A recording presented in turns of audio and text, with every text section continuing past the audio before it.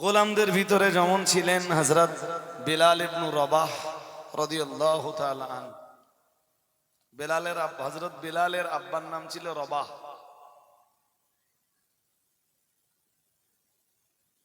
ওনার প্রতি কি কঠোর অত্যাচার হয়েছিল আপনারা খুব ভালো জানেন। যে উমাইয়া হযরত বেলালের উপরে অত্যাচার করত। হযরত বেলাল তো ছিলেন উমাইয়ার গোলাম, উমাইয়া বিন খালফ।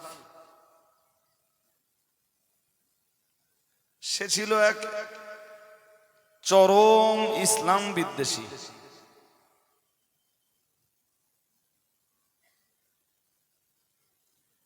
তো বদরের যুদ্ধে এই উমাইয়া বিন খালফ মুসলমানদের হাতে ধরা পড়ে বদরের যুদ্ধে।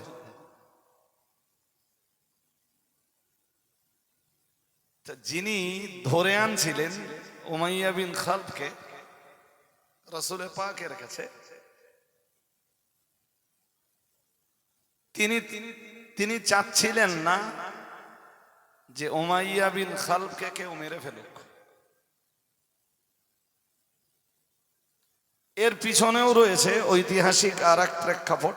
আমি সেই প্রেক্ষাপট আপনাদের কাছে তুলে ধরতে চাইছি না। সে বুখারী শরীফের আর এক লম্বা হাদিস। কিন্তু এই দৃশ্যটা যখন হযরত বেলালের চোখে পড়ল, হযরত বেলাল রাদিয়াল্লাহু তাআলা আনহু এমনি খুব ঠান্ডা শান্ত প্রকৃতির মানুষ ছিলেন। আসলে ভাই, আফ্রিকা মহাদেশের লোকগুলো এমনি খুব শান্ত প্রকৃতির, যেটা মক্কা মদিনাতে গেলে খুব দেখা যায়। যারা আফ্রিকা মহাদেশের বিভিন্ন কান্ট্রি থেকে হজ উমরায় আসে, তাদের দেখলে আজও হযরত বেলালের কথা মনে পড়ে।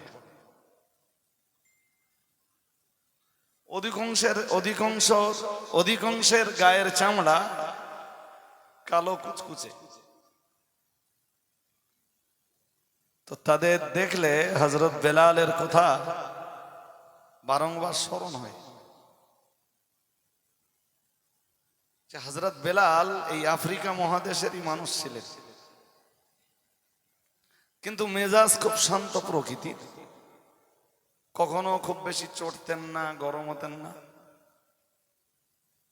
কিন্তু হযরত বেলাল বদরের যুদ্ধে যখন দেখলেন কেউ উমাইয়া ইবনে খালফকে শেল্টার দিচ্ছে, হযরত বেলাল খুব চটে গেলেন। মনে মনে ভাবলেন যে মক্কাতে আমি কালেমা পড়ার পর যে কঠোর নির্যাতনের শিকার আমাকে হতে হয়েছিল, সে ইতিহাস আমার মুসলমান ভাইয়েরাই ভুলে গেল। আমি তো অনেক কষ্ট করেছি কালেমা পড়ার কারণে, আর উমাইয়া আমার প্রতি যে অত্যাচার করেছে তা সবারই জানা।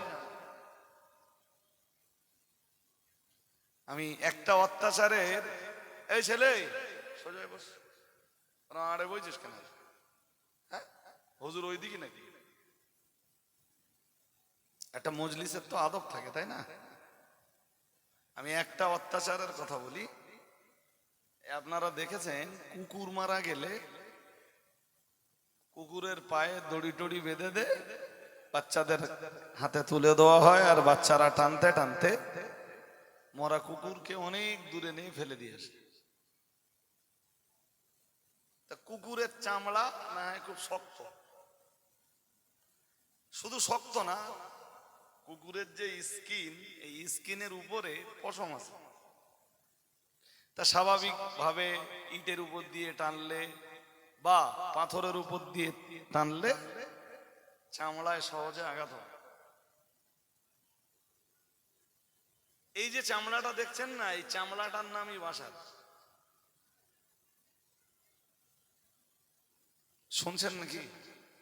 এই বাচ্চারা দিক খেলা করতেছে নাকি? ওই ওই দুষ্টুমি বন্ধ কর, মন দিয়ে শুনুন, আমার দিকে মন দেন। আমি বলেছি বেশিক্ষণ করবো না, কিন্তু কটা কথা তো শুনে নেন, বসেই যখন পড়েছি। তো মানুষকে বাসার কেন বলা হয়? আসলে এই চামড়াটার নাম হলো বাসার।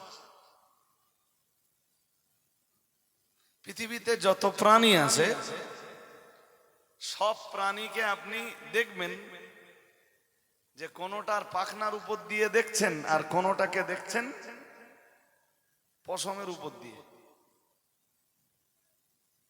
মুরগি বলেন, হাঁস বলেন, চল এদের চামড়া দেখেন না চামড়ার উপরে পাখনা দেখেন? এটা জোর করে বলেন, পাখনা দেখেন। গরু বলেন, ছাগল বলেন, এদেরকে কি দেখেন? চামড়া দেখো না লোম দেখো? আগে লোম দেখি, লোমের নিচে কি আছে? চামড়া। বাট মানুষের কি আছে? মানুষের দেখি লোম দেখি না চামড়া দেখি? চামড়া দেখি। এই কারণে মানুষকে বাসার বলা হয়। যাক, এটা আমার বলার উদ্দেশ্য নয়। তো হযরত বেলালকে কখনো কখনো হযরত বেলালের পায়ে দড়ি বেঁধে এই মক্কার ছোট ছোট বাচ্চা ছেলেদের হাতে তুলে দেওয়া হতো, আর তারা হযরত বেলালকে মক্কা টানতে টানতে, পায়ে দড়ি বাঁধা হযরত বেলালকে মক্কার অলিতে গলিতে রাজপথে ঠিক ওইভাবে টেনে টেনে বেড়াতো। আর হযরত বেলালের এই গায়ের চামড়া ছিলে যেত, কেটে যেত, রক্তাক্ত হতো। ওতেই ছিল দুশমনদের আনন্দ। আর এই কঠিন পরিবেশে দাঁড়িয়েও হযরত বেলালের জবান দিয়ে শুধু উচ্চারিত হতো আহাদ আহাদ আহাদ আহাদ। কখনো তার জবান উচ্চারণ করত লা ইলাহা ইল্লাল্লাহ মুহাম্মাদুর রাসূলুল্লাহ। এত অত্যাচারের পরে দিন ছেড়ে দেবেন, ঈমান ছেড়ে দেবেন, ইসলাম ছেড়ে দেবেন, মুহাম্মদ সাল্লাল্লাহু আলাইহি ওয়াসাল্লামের দরবারে যাবেন না, কখনো বলেননি, বলতেন না। বরং বলতেন, তোমাদের যত অত্যাচার আছে সব আমার উপরে চালাও। এরপরেও মনে রাখো, হযরত মুহাম্মদ সাল্লাল্লাহু আলাইহি ওয়াসাল্লামের দরবারে যাওয়া আমাকে বন্ধ করতে পারবে না। তোমাদের যেটা করার আছে সেটা করো। কখনো কখনো হযরত বেলালকে প্রচন্ড রৌদ্রে, এমনি সৌদিতে যারা গেছেন তারা ভালো জানবেন যে সৌদির রাস্তায়, আমাদের দেশের রাস্তাগুলোতে তবু গরমের সময় খালি পায়ে পা রাখা যায়, রাস্তায় খালি পায়ে জুতো না পরে। কিন্তু সৌদি আরবের রাস্তাগুলোতে অথবা মরুভূমির বালুর উপরে কি খালি পায়ে পা দিলে পা এমনি পুড়ে যায়। এখানে যদি 42 ডিগ্রি তাপমাত্রা হয়, ওখানে যখন বেশি হয় তখন 50 ডিগ্রি 52 ডিগ্রি সেলসিয়াস। তার মানে তাপটা কতটা বেশি। আর তা যদি মরুভূমির গরম বালুর উপরে হয়, তো এমনি মরুভূমির গরম বালুতে নিয়ে কাউকে শুইয়ে দিলে তার পিঠের চামড়া তো পুড়ে যাবে। আল্লাহ পাকের নবী সাহাবী হযরত বেলাল রাদিয়াল্লাহু তাআলা আনহুকে কখনো কখনো মরুভূমির তপ্ত গরম বালুর উপরে শুইয়ে দেওয়া হতো, হযরত বেলাল যাতে নড়াচড়া না করতে পারেন। তাই হযরত বেলালের বক্ষের উপরে প্রকাণ্ড প্রকাণ্ড পাথর চাপিয়ে দেওয়া হতো। একদিকে মরুভূমির গরম বালুর তাপ হযরত বেলালকে সহ্য করতে হতো, অন্যদিকে প্রকাণ্ড প্রকাণ্ড পাথরগুলো নিজের বুকের উপরে বহন করতে তাকে বাধ্য হতে হতো। এরপরেও হযরত বেলাল দিন ছেড়ে দেননি, ঈমান ছেড়ে দেননি, ইসলাম ছেড়ে দেননি, কোরআন ছেড়ে দেননি। হযরত বেলাল কালেমা ছেড়ে দেননি, বরং বেলালের জবান দিয়ে কখনো বা উচ্চারিত হতো লা ইলাহা ইল্লাল্লাহ মুহাম্মাদুর রাসূলুল্লাহ। কখনো বা হযরত বেলালের জবান দিয়ে উচ্চারিত হতো আহাদ আহাদ আহাদ আহাদ। হযরত বেলালকে ডাক দিয়ে বলা হতো, বেলাল তুমি যদি দ্বীন ঈমান ইসলাম ছেড়ে দাও, তোমার উপরে এই অত্যাচার আর করা হবে না। আল্লাহ পাকের নবী সাহাবী হযরত বেলাল জবাব দিতেন, সব ছেড়ে দিব, সব ছেড়ে দিব, কিন্তু কখনোই আমার নবী মুহাম্মদুর রাসূলুল্লাহ সাল্লাল্লাহু আলাইহি ওয়াসাল্লামের দরবার ছেড়ে দিব না। আমার উদ্দেশ্য হযরত বেলালের লাইফ হিস্ট্রি বলি, তার জীবন ইতিহাস বলি, এগুলো আপনাদের কাছে উপস্থাপন করা, এটা আমার উদ্দেশ্য নয়। আমাদের তো কেউ একটু ভয়ভূত দেখালে আমরা এত ইমানদার এত ইমানদার, জি, এরপরেও কেউ একটু ভয়ভূত দেখালে আল্লাহ না করুন হয়তো ইমানের জায়গা থেকে সরে যাব।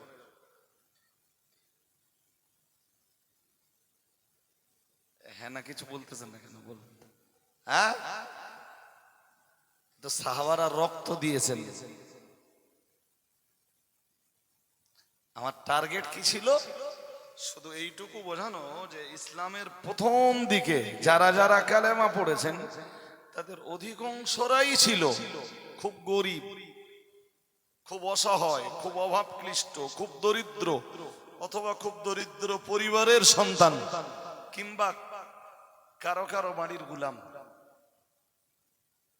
একই কন্ডিশন হযরত খাব্বাব ইবনে আরত রাদিয়াল্লাহু তাআলা আনহু, তিনি এক বিখ্যাত সাহাবী, তবে তিনি মক্কার এক মহিলার বাড়ির গোলাম।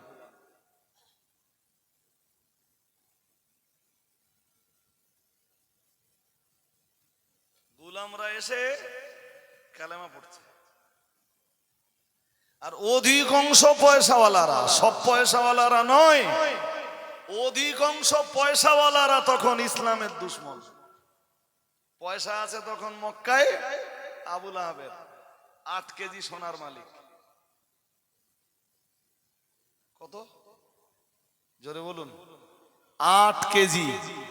সে যুগের 8 কেজি মানে এ যুগে এসে 800 কেজি বললেও কম হবে না বেশি হবে? আবু লাহাব, আবু জাহেল, সেও এক বড় ব্যবসায়ী, বিজনেসম্যান। জি, শুধু তাই না, আবু জাহেলের মূল কাজই ছিল লুটতারাজ করা। কি করা? জোর করে বলে না, কি করা বলবেন তো? লুটতারাজ চালানো, চালিয়ে নিজের প্রভাব প্রতিপত্তিটাকে ঠিক রাখা। আজও পৃথিবীতে যারা লুটতরাজ চালায় এরা সব কটা বলো আবু জাহেলের দলে। কিছু বলেন না কেন? বলবেন তো কার দলে? হ্যাঁ, যদি বিশ্বাস না হয় একটা দৃষ্টান্ত নেন। একটা পিরিয়ডে মুসলমানরা হিজরত করে গিয়েছিলেন হাবশায়, মদিনায় হিজরতের অনেক আগে। কোথায় বলেছি? হাবশার বাদশা তাম পৃথিবীর কোন কান্ট্রির, কোন দেশের, কোন রাষ্ট্রের রাষ্ট্রনায়ক যখন ইসলামের সমর্থনে কথা বলিনি, আবিসিনিয়ার বাদশা, হাবশার বাদশা, আপনারা বললে বুঝবেন বাদশা নাজাশি। নাজাশি বা নাজ্জাশি, তার আসল নাম কি? নাম আসল সম্ভবত আসাহামা। কি নাম? আসাহামা। জি, তিনি মুসলমানদের পাশে দাঁড়ালেন। শুধু পাশে দাঁড়ালেন তাই না, মুসলমানদের সহযোগিতা করলেন, তার রাষ্ট্রে মুসলমানদের জায়গা দিলেন। যে কারণে রাসূল পাক এই বাদশা নাজাশি মরে গেলেও রাসূল পাক সাল্লাল্লাহু আলাইহি ওয়াসাল্লাম তার কথাটা ভুলে যাননি। এই আবিসিনিয়ায় যারা যারা হিজরত করেছিল তাদের ভিতরের এক সাহাবীর নাম আব্দুল্লাহ ইবনে জাহাশ। নাম কি বলতে হবে আপনাদের, নাহলে মনে থাকবে না। বলুন নাম কি, ভুলে যাবেন বাড়ি যেতে। এক সাহাবীর নাম হযরত আব্দুল্লাহ ইবনে জাহাশ। তো মুসলমানদের ভিতরে আব্দুল্লাহ ইবনে জাহাশের ঘর বাড়ি ছিল খুব ভালো, খুব ভালো ঘর বাড়ি সেই জমানাতে। এই খুব ভালো ঘর বাড়ি ছেড়ে শুধু দ্বীনের জন্য, ঈমানের জন্য, ইসলামের জন্য, কোরআনের জন্য, আল্লাহ আল্লাহর রাসূলের মহব্বতে পড়ে হযরত আব্দুল্লাহ ইবনে জাহাশও রাসূলের অনুমতি নিয়ে হিজরত করে হাবশায় চলে গেলেন। আর মুসলমানরা হাবশায় চলে যাবার কিছুদিন পর আবু জেহেল তার সাথীদের নিয়ে মক্কা একদিন বার হলো যে চলো আমরা একটু খুঁজে খুঁজে দেখি যে কারা কারা হিজরত করে হাবশায় গেছে। এই খিচুড়ি খাবি না তোরা? এরা এই গুজি, ওই খিচুড়ির সময় ঢুকতে দেবো না বলো দোস্ত, তখন বুঝতে পারবা কি পরিমাণ লাভ হচ্ছে। দেখেছেন ওর গায়ে একটা আলাদা আনন্দ হচ্ছে। জি মন দিয়ে শোনো,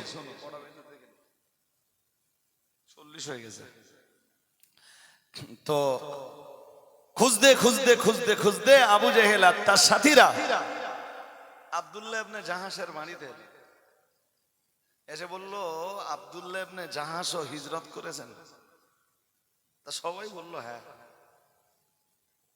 আবু জেহেল বলল, এ বাড়িটায় এজন্যই তালা দেওয়া? সবাই বলল হ্যাঁ। আবু জেহেল বলল, তালা ভেঙে দাও।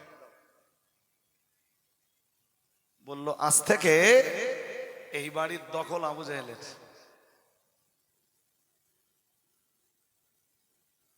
নাউজুবিল্লাহ পড়ে না, একটু জোর করে বলুন। ফল কি দাঁড়ালো বলেন দিন?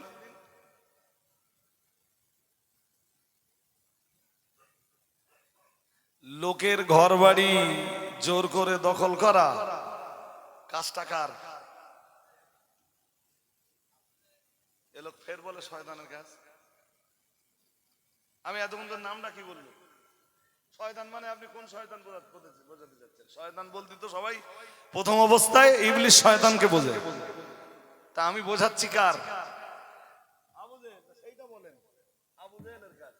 পৃথিবীর একজন নবীর নাম বলবেন, একজন নবীর নাম, অথবা একজন আল্লাহ ওয়ালার নাম, অথবা একজন পীর ওলির নাম, অথবা একজন জি মানে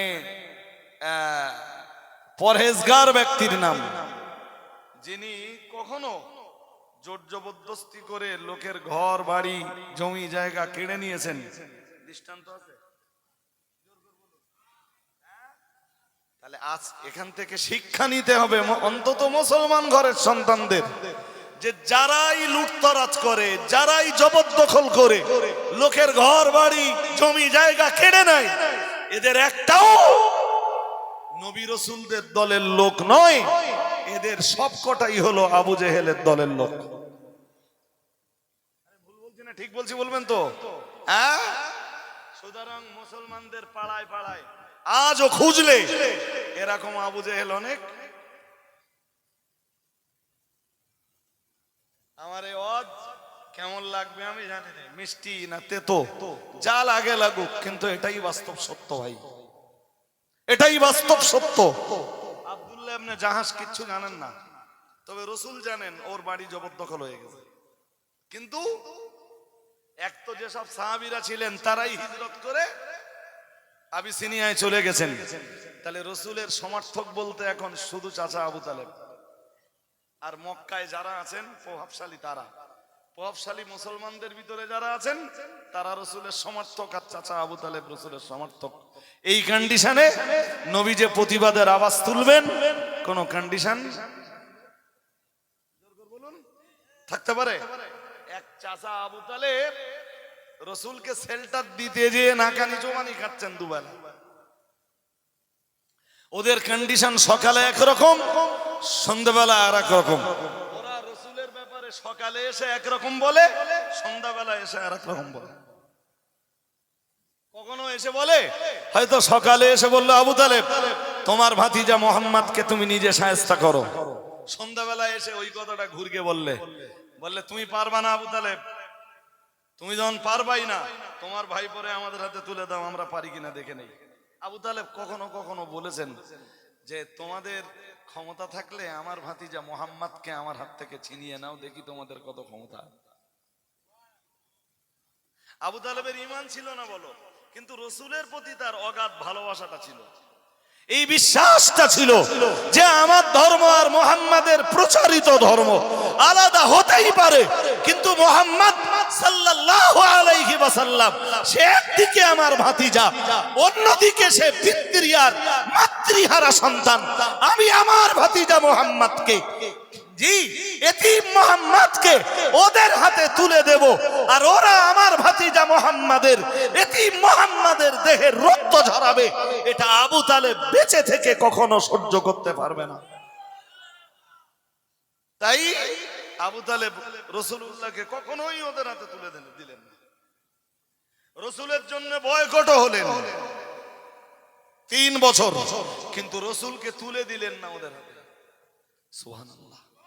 আর একটু মন খুলে বলুন, যে কারণে চাচা আবু তালেব ইন্তেকালের পরে তো রাসূলের দুঃখ দুর্দশা আরো বেড়ে গিয়েছিল। হাজেরিন, শেষ লগ্নে আমি যেটা বোঝাতে চাচ্ছি, আব্দুল্লাহ ইবনে জাহাশের ঘর দখল হয়েছে, উনি জানেন না, উনি হাবশায় আবিসিনিয়ায়, জি রাসূল জানেন, কিন্তু প্রতিবাদের রাস্তা নেই।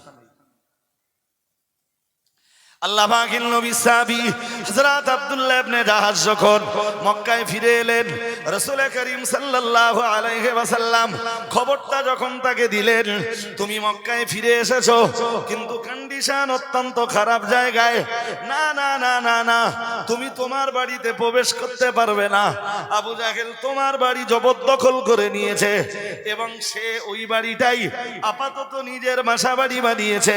প্রিয় নবী মুহাম্মদুর রাসূলুল্লাহ সাল্লাল্লাহু আলাইহি ওয়াসাল্লামের প্রিয় সাহাবী হযরত আব্দুল্লাহ ইবনে জাহাশ এক বিন্দু বিসর্গ দেরি না করে বললেন, ইয়া রাসূলুল্লাহ, ইয়া হাবিবাল্লাহ, হুজুর ইসলামের জন্য যদি আমার বাড়ি জবরদখল হয়ে যায়, হুজুর কালেমা পড়ার কারণে যদি আমার বাড়ি জবরদখল হয়ে যায়, আবু জাহেল যদি দখল করে নিয়ে থাকে, আর ও বাড়িতে আমি তামাম জিন্দেগিতে উঠতে যদি না পারি, ইসলামের জন্য ইসলাম কবুল করার কারণে ও বাড়ি কখনো ফিরেও যদি না পাই, আমি আব্দুল্লাহ ইবনে জাহাশ আমার মনে কোনো কষ্ট থাকবে না, কোনো বেদনা থাকবে না, কোনো দুঃখ থাকবে না, কোনো আফসোস থাকবে না।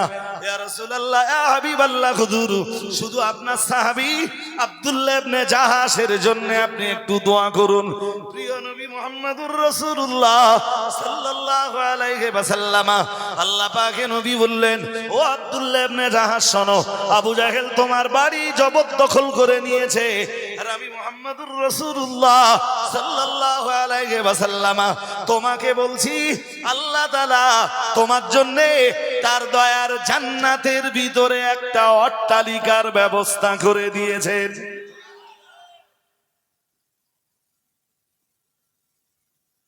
আমি শুরুতে বলেছিলাম আপনাদের যে হযরত সোহাইব ইবনে সিনান আর রুমি রাদিয়াল্লাহু তাআলা আন, তিনি বিখ্যাত একজন সাহাবী।